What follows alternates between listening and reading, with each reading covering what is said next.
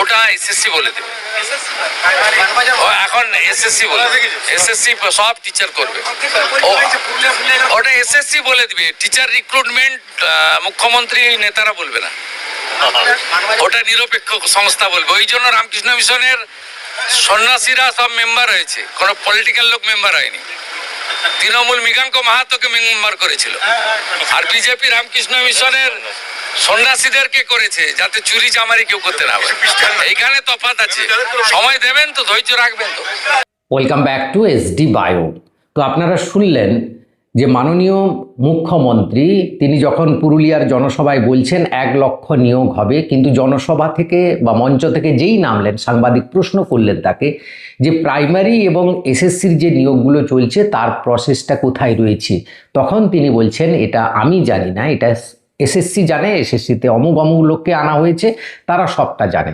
কিন্তু এই 1 লক্ষ নিয়োগের কথা তিনি একাধিকবার বলেছেন, মাননীয় উচ্চশিক্ষামন্ত্রী বলেছেন, মাননীয় স্কুল শিক্ষামন্ত্রী দীপক বর্মন মহাশয় বারবার বুক ফুলিয়ে বলেছেন। এই 1 লক্ষ নিয়োগ, তাহলে প্রশ্নটা আমাদের বেকার যুবক সমাজের থেকে আসছে, তাহলে 1 লক্ষ নিয়োগটা কি নতুন নিয়োগ না পুরনো নিয়োগ? আমি হিসেব দিয়ে আজকে দেখিয়ে দেবো 1 লক্ষ নিয়োগ আদৌ কি নতুন নিয়োগের মধ্যে আছে। যদিও একটা টিম করে বাতি জ্বলছিল আপার প্রাইমারির ক্ষেত্রে, সেটা কতটা সম্ভব 2027 মার্চ মধ্যে, বা সেটা হলে কতটা ভ্যাকেন্সি নিয়ে আপার প্রাইমারি আসতে চলেছে, সেই বিষয়টা আজকে ক্লিয়ার করব। এবং তার সঙ্গে যে ফ্রেশাররা যারা বিভিন্ন পরীক্ষা দিচ্ছে তাদের যে বুক ফাটা আর্তনাদ, সেই আর্তনাদের কয়েকটা উদাহরণ আজকে তুলে ধরবো। তাই ভিডিওটা অবশ্যই শেষ পর্যন্ত দেখো, ভালো লাগলে লাইক করে বন্ধুদের শেয়ার করে দিও, চ্যানেলে নতুন হলে চ্যানেলটা সাবস্ক্রাইব করে নিন। দেখো, প্রথমেই আসি, মুখ্যমন্ত্রী শিক্ষামন্ত্রী বারবার বলেছেন যে 1 লক্ষ নিয়োগ হবে। সেই 1 লক্ষ নিয়োগের হিসেবটা আমি যদি ধরি, টিচার নিয়োগ 35,000, মানে নবম দশম একাদশ দ্বাদশে হচ্ছে, প্রায় ধরে নিলাম। প্রাইমারি সেকশানে 12,000 মতো নতুন নিয়োগ হচ্ছে, নন টিচিং 8,000 মতো, রামসাম বলছে, আবার গড় বলছি একটা। প্রফেসর নিয়োগ কত নিয়োগ হচ্ছে আমি সেটা জানি না, এই নিয়ে তো 50,000 পেরিয়ে যাচ্ছে। তো আগে যে বলেছিলেন 55,000 নিয়োগ হবে শিক্ষক অশিক্ষক কর্মী, সেটা তো এইখানেই নিয়োগ হচ্ছে। তিনি কিন্তু বারবার বলা হচ্ছে নতুন নিয়োগ হবে 55,000 শিক্ষক অশিক্ষক কর্মী, সেটা কোথায় রয়েছে? যদিও ধরে নিই 1 লক্ষের খাতিরে, তাহলে আপার প্রাইমারি নিয়োগের যে একটা নোটিফিকেশান হয়ে আছে বা নতুন করে হয়তো নোটিফিকেশান হবে, সেটা আমাদের শিক্ষামন্ত্রী দীপক বর্মন মহাশয় বলেই দিয়েছিলেন একবার। সেই সংখ্যাটা তাহলে প্রায় 20,000 মতো ভ্যাকেন্সি আছে, এরকমই কিন্তু শোনা যাচ্ছে। তো সেইটা কি 2027-এর মার্চের মধ্যে সম্ভব হবে? তো সেই নিয়ে কি রয়েছে, আমাদের প্ল্যানিং কি থাকবে, সেটা নিয়েও বলবো আজকে। তো ধরেই নিলাম 20,000 আপার প্রাইমারি নিয়োগ হবে, এবং পুজোর আগেই নাকি নোটিফিকেশান আসবে, এরকমই খবর এসছিল। কিন্তু পুজোর আগে হোক না হোক, অন্তত 2027-এর আগেই হবে নোটিফিকেশানটা, সেটা বোঝাই যাচ্ছে। এবং হয়তো 2027-এর আগে পরীক্ষাটাও হয়ে যেতে পারে। নিয়োগ কমপ্লিট হয়ে যাবে কিনা সেটা বলা যাচ্ছে না, কিন্তু 2027 মার্চের মধ্যে নিয়োগ কমপ্লিট হয়ে যাবে, যে ইঙ্গিতটা পাওয়া গেল মুখ্যমন্ত্রীর কথা থেকে, সেটা হচ্ছে এসএলএসটির ট্যুর, নবম দশম একাদশ দ্বাদশ নিয়োগ, এবং নন টিচিং স্টাফ যা এসএসসি গ্রুপ সি গ্রুপ ডির নিয়োগ হয়ে যাবে, পুলিশের নিয়োগ কমপ্লিট হয়ে যাবে, এবং যে ডিউগুলো ছিল ওয়েস্ট বেঙ্গল পুলিশ বা কলকাতা পুলিশ বা অন্যান্য ক্ষেত্রে বা স্টেট কোঅপারেটিভের ক্ষেত্রে যতগুলো নোটিফিকেশান হয়েছিল, সেগুলো সবই কিন্তু আগের সরকারের নোটিফিকেশান। তাহলে এই যে 1 লক্ষের গল্পটা হচ্ছে, এটা কিন্তু আগের সরকারের নোটিফিকেশানের গল্প। তারা দুর্নীতির কারণে কমপ্লিট করতে পারেনি, ইনারা কমপ্লিট করবেন ভালো কথা। কিন্তু আমাদের যে বেকার যুব সমাজ যে হাহাকার করছে, তাদের উপর যে এত বড় একটা টেনশন, তাদের তো শুধু নিজের দায়িত্ব নেই, এখন তারা বড় হয়ে গেছে, পরিবারের চাপ এসছে, পরিবারের দায়িত্ব এসছে, পরিবারের ছোট ছোট ভাই বোনদের দায়িত্ব, বোনের বিয়ের দায়িত্ব, নানা রকম চাপের মধ্যে তারা পড়াশোনা করে 60ও পেয়ে আছে অনেকে, তবু তারা ইন্টারভিউতে কল পায়নি।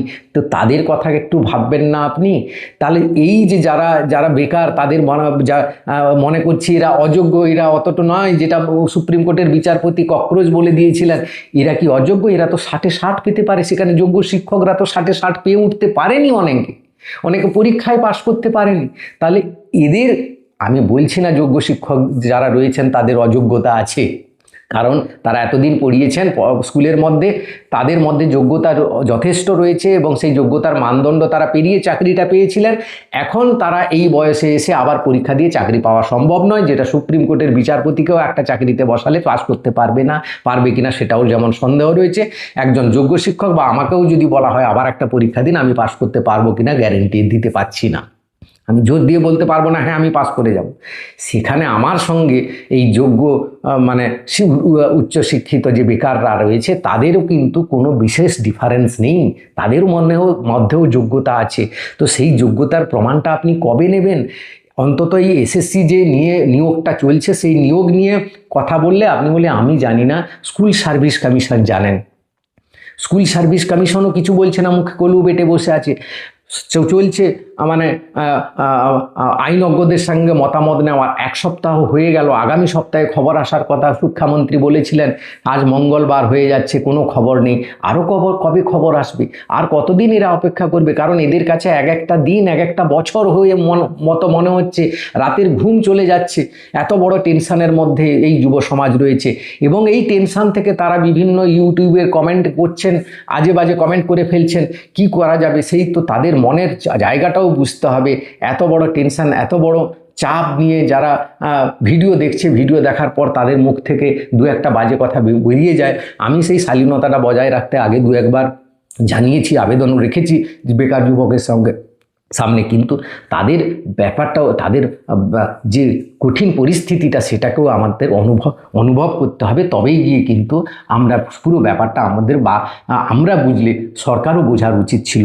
এবং এই নিয়ে একটা নোটিফিকেশান কিন্তু দিচ্ছে না, 7% হবে। গতকাল শিক্ষামন্ত্রী জানিয়েছেন যে এই প্রক্রিয়াটা কিন্তু 7%-এর দিকে এগোচ্ছে, কিন্তু কেউ জোর দিয়ে বলতে পারছে না। তার মেন কারণ হচ্ছে 2016 যোগ্য শিক্ষকরা সেখানে 17% হয়ে আছে।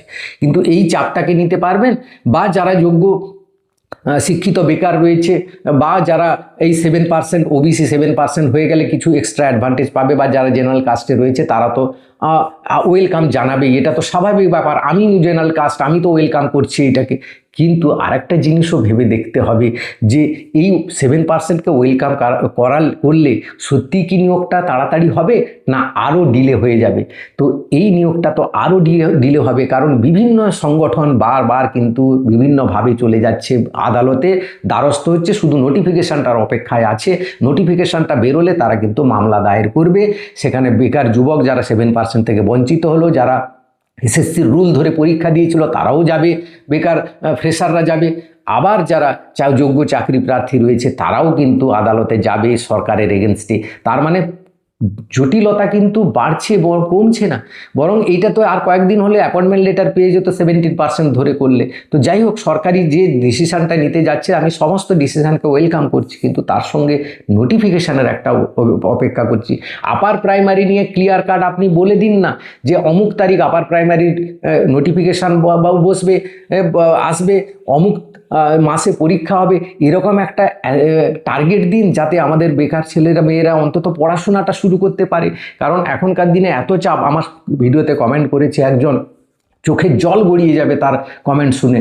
সে আগে পরীক্ষার জন্য একটা কাজ করতো, সেটা ছেড়ে দিয়েছে, সেই কাজ ছেড়ে দিয়ে সে পরীক্ষা দিতে এসেছিল, 4 মাস 5 মাস পড়েছে, তারপর পরীক্ষা দিয়ে পাশ করেছে, ভেরিফিকেশানে নাম বেরিয়েছে, তারপর ইন্টারভিউ দিতে পাশ করেছে, তার কাউন্সেলিং হওয়ার কথা, সেই কাউন্সেলিং বন্ধ হয়ে গেছে, যার ফলে সে আবার নাকি রাজমিস্ত্রির কাজ করতে চলে গেছে। একটা বেকার যুবক, শিক্ষিত যুবক, সে রাজমিস্ত্রির কাজ করছে বা রাজমিস্ত্রির পালামির কাজ করছে। ভাবা যায় এই পরিস্থিতি। এটা শুধু একজনের কথা নয়, এটা বিচ্ছিন্ন ঘটনা নয়, এটা এই কয়েক লক্ষ পরীক্ষার্থীর কাছে এই একই জিনিস রয়েছে। কেউ হয়তো রাজমিস্ত্রি, কেউ দোকানে কাজ করছে, কেউ হয়তো কম্পিউটার সেন্টারে কাজ করছে, খুব অল্প বেতনে তাদের দিনকাল চলছে এবং আশায় বুক বেঁধে আছে কবে একটা চাকরির নোটিফিকেশান। এই জায়গাগুলো সরকারকে বুঝতে হবে। এখন যদি না বুঝেন, আর কবে আপনাদের আনা হয়েছিল কি জন্য? এই দুর্নীতিবাজ সরকারকে ফেলে দেওয়া হলো, একদম তাড়িয়ে দেওয়া হলো এখান থেকে, আপনাকে ওয়েলকাম করা হয়েছিল। এই কারণে আপনি এলে কিন্তু নোটিফিকেশান দেবেন, এবং আসার পর আপনি কিন্তু বারবার ঘোষণা করেছেন আপনার সরকার, বিভিন্ন মন্ত্রী এবং আপনারা, যে অমুক এত নিয়োগ হবে, অত নিয়োগ হবে, তাতে কিন্তু কিন্তু আমাদের যুব সমাজ খুশি হয়েছিল, কিন্তু তারপরে আবার সব কিছুই যেন কোথায় বিভিন্ন প্যাঁচের মধ্যে আটকে গিয়ে ঝুলে থাকলো, সেখানে সন্দেহের দানা বাঁধছে যুব সমাজদের মাঝে, তাদের মধ্যে আবার সেই আগেকার আতঙ্ক ফিরে আসছে।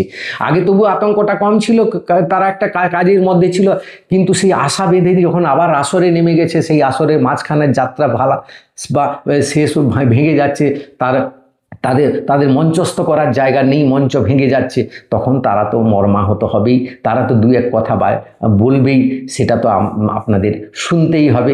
তো এই জায়গাগুলোকে সরকারের কাছে আবেদন করব, বেকার যুবকরা একটা চাকরি পেতে পারে, সেই আশা রেখে আজকের ভিডিওটা শেষ করছি। ভিডিওটা লাইক করে সবাইকে শেয়ার করে দিও, চ্যানেলে নতুন হলে চ্যানেলটা সাবস্ক্রাইব করে দিন। Thank you for watching.